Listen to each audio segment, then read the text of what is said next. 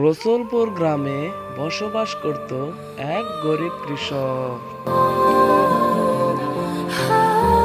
ওগো, আজকেও আমি ব্যর্থ হলাম। কাজে যেয়ে কোনো কাজে না পেয়ে এখন আমি ঘুরে আসলাম। এখন তুমিই বলো, এখন আমি কি কাজ করব?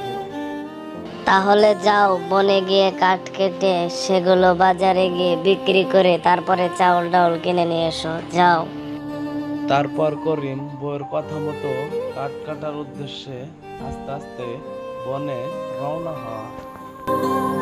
সামনে একটি গাছ দেখতে পায় আর সেই গাছটি কাটার উদ্দেশ্যে সেই গাছের দিকে এগোতে থাকে।